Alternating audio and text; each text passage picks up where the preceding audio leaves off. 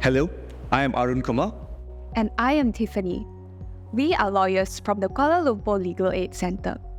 Together with UNHCR, we have developed 4 legal empowerment videos to raise legal awareness with the refugee community in Malaysia. Having an income to support oneself and family is important. However, refugees face many issues relating to their jobs or even finding a job in Malaysia. Therefore, in this video, we'll be talking about employment law. Let's start with the basic question. Are refugees allowed to work in Malaysia?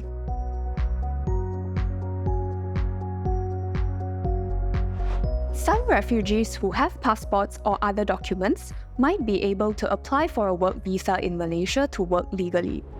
For refugees who only have UNHCR documents, the situation might not be as simple.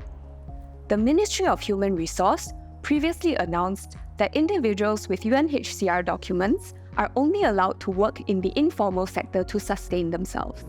Jobs in the informal sector can be self-employment or taking up odd jobs like cleaners, helpers in restaurants, electricians, or plumbers. These are just to name a few.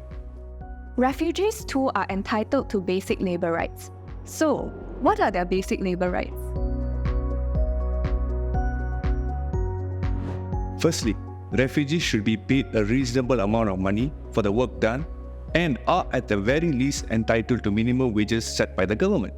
Secondly, employers cannot fire you without good reason. For example, your boss cannot dismiss you just because he does not like your nationality or ethnicity.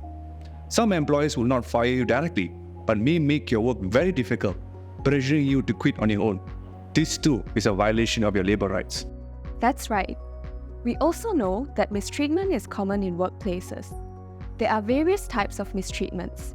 For example, you are given a shorter break time because of your race, your boss shouts at you for no reason, or you are not allowed reasonable time to pray, and so on. These are all against your labour rights. Here are our suggestions on how to protect yourselves. Firstly, you are encouraged to negotiate with your boss on salary, working hours, break time, and job conditions.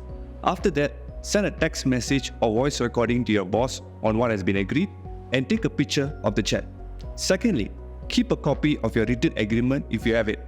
Write down the working hours every day in a book. You can send a WhatsApp message or voice recording to your boss every day to record how many hours you have worked and take a picture of the chat. Also, it is important to mention that the Malaysian law takes sexual harassment at work very seriously. Know that sexual harassment need not be physical, it can be through text messages, making sexually inappropriate comments about your body or looks either verbally or online, showing you inappropriate photo, or looking at you in a sexual and disrespectful way. These are just several examples, and it can happen not only to women, but men too. You can lodge a police report and report the matter to the Labour Department, which is empowered to take action against the employer. You can also approach NGOs.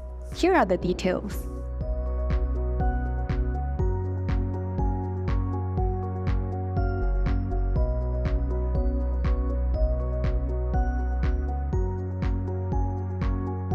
For online sexual harassment, you can make a report to the Malaysian Communications and Multimedia Commission (MCMC).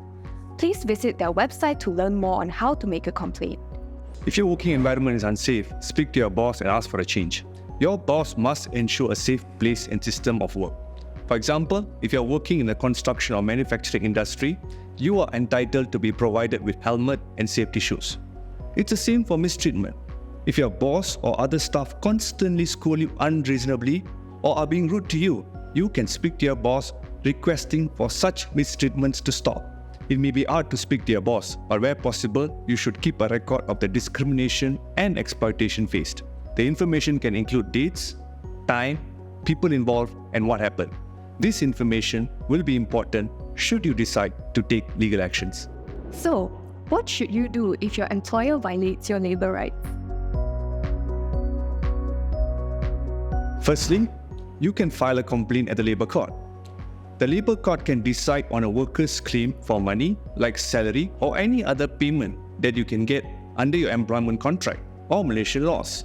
If your employer ends your employment without good reason, you are allowed to lodge a complaint at the Malaysian Industrial Relations Department. The Industrial Relations Department is a governmental department that manages industrial relation issues. This complaint is called an unfair dismissal complaint. Another common situation is refugees getting hurt or injured at the workplace. In this case, your employer should compensate you for the loss suffered and cover the medical fee. We advise you to speak to your employer first, and if he or she refuses to compensate you, you may file a claim in court against your employer. To do this, you can get a lawyer to represent you. Please note that filing a complaint in court is not the only way to solve this problem. You may seek help from NGOs to assist in negotiation or mediation with employer to resolve employment problems. To know more about NGOs that assist in employment issues, please visit Refugee Malaysia website. Now, we would also like to address one common question on this topic. Can a person below 18 years old work in Malaysia? In general, Malaysian law prohibits child labour. However, there are some exceptions. People under 18 generally can't work full-time jobs, but in certain situations, they are allowed to do light work, like helping out at a shop or doing simple shopkeeping tasks. This is only allowed if it doesn't interfere with their education and well-being. In situations like this, it is best that the parents are fully aware of their children's employment. And that's it from us. Thank you for watching this video. We encourage you to gain more understanding of your rights by watching all 4 videos in this series. And for more information, you can visit UNHCR Malaysia website at refugeemalaysia.org. Don't miss out on vital information that can empower you and others in your community. Stay informed, know your rights.